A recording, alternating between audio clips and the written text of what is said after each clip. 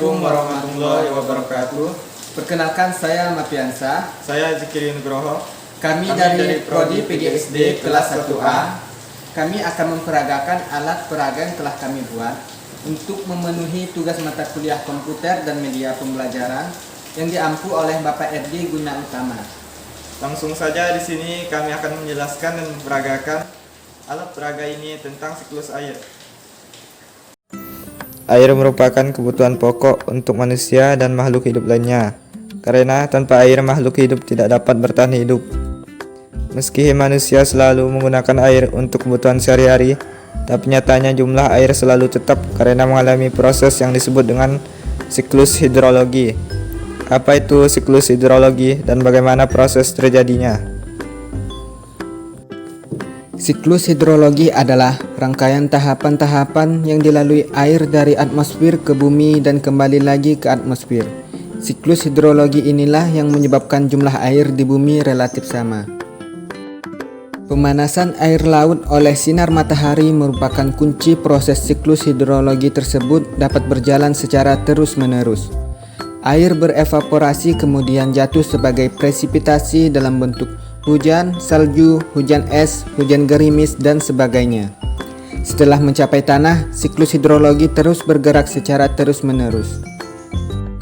Untuk membentuk suatu siklus hidrologi tersebut, terdapat beberapa proses yang terjadi di dalamnya, antara lain evaporasi, transpirasi, sublimasi, intersepsi, kondensasi, adveksi, presipitasi, runoff, dan infiltrasi. Karena di sini kami membuat alat peraga siklus hidrologi sedang, jadi tidak semua proses kita dapatkan di sini. Terlebih dahulu kita harus mengetahui apa saja proses yang terjadi pada siklus hidrologi sedang. Yang pertama, evaporasi adalah proses penguapan air dari laut, danau, dan sungai akibat pemanasan sinar matahari. Air yang menguap karena panas matahari tersebut akan naik dan nantinya menjadi awan. Pada dasarnya semakin tinggi suhu matahari, terutama pada musim kemarau, maka semakin banyak juga air yang menjadi uap. Transpirasi adalah proses penguapan air dari tanaman melalui stomata atau mulut daun. Kondensasi, proses siklus hidrologi yang satu ini menampakkan perubahan wujud uap air menjadi titik-titik air di atmosfer, sehingga terbentuklah awan. Presipitasi adalah proses turunnya air ke permukaan bumi dalam bentuk hujan. Jika presipitasi terjadi di daerah yang bersuhu rendah, maka presipitasi akan menghasilkan hujan salju. Runoff adalah pergerakan air hujan dari tempat yang tinggi ke tempat yang lebih rendah yang terjadi di permukaan bumi. Di sini kami akan memperagakan alat peraga ini. Tadi kita sudah mengetahui apa itu evaporasi, transpirasi, kondensasi, presipitasi, dan runoff. Cara memainkannya di sini, kita ambil terlebih dahulu bagian proses ini.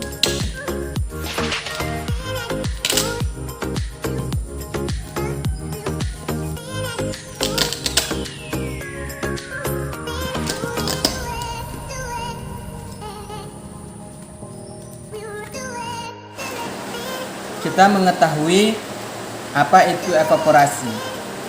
Evaporasi merupakan proses penguapan air dari laut, sungai, danau, dan sebagainya.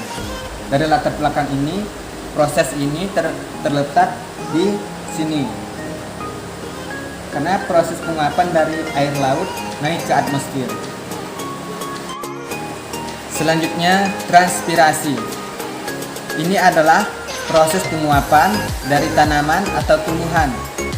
Dari latar belakang ini, bagian ini terletak di sini. Proses ini penguapan dari tumbuhan naik ke atmosfer. Selanjutnya, kondensasi. Tadi kita sudah mengetahui apa itu kondensasi. Kondensasi merupakan perubahan wujud uap air menjadi titik air di atmosfer, sehingga terbentuklah awan.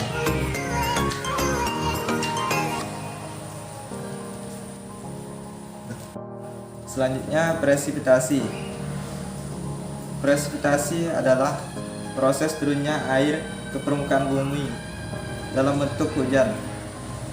Dari latar belakang ini, kita menempatkan label nama ini di sekitar air.